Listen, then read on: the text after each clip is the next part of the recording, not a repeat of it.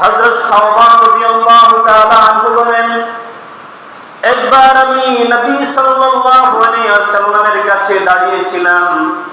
তখন ইহুদীদের একজন আলেম রাসূলুল্লাহ সাল্লাল্লাহু আলাইহি ওয়াসাল্লামের কাছে এসে, ইয়া রাসূলুল্লাহ, ইয়া হাবিবাল্লাহ, জান্নাতীরা জান্নাতে প্রবেশ করার পরে আল্লাহ তাআলা তাদেরকে কি কি পুরস্কার দিবেন?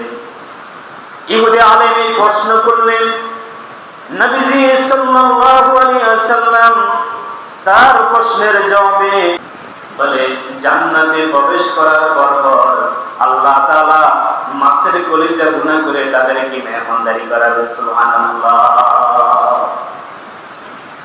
তাহলে জান্নাতে প্রবেশের পরে প্রথম আল্লাহ তাআলা যে খাবার আমাদের জান্নাতীদেরকে দিবেন সেটা হচ্ছে মাছের ভুনা কলিজা। সুবহানাল্লাহ। আমার বন্ধুগণ, দুনিয়াতে দেখেন, আপনার ঘরে যদি কোনো স্পেশাল মেহমান আসে, কোনো বিশেষ কোনো মেহমান আসে, মেহমানটা যত দামি হয়, আপনার ঘরের আয়োজন তো মেহমানের জন্য তত বড় হয়, ঠিক কিনা? যেমন একজন বড় মেহমান, বিশেষ ব্যক্তি আপনার ঘরে মেহমান হিসেবে আসবেন, আপনি তাকে ঘরের মধ্যে অভিবাদন জানানোর জন্য আপনি তার জন্য গেট দিয়ে থাকেন, সুন্দর করে একটা গেট দেন। এরপরে ঘরের সমস্ত বিছানাগুলোকে আপনি সম্পূর্ণ আগের সমস্ত বিছানা চাদরগুলো উঠাইয়া সবগুলোতে নতুন নতুন বিছানা চাদর বিছান। এরপরে খাবারের জন্য আপনি স্পেশাল আইটেমের খাবার তৈরি করেন এবং একটা নয় দুইটা নয় হরেক রকমের খাবার আপনি লিস্টে রাখেন।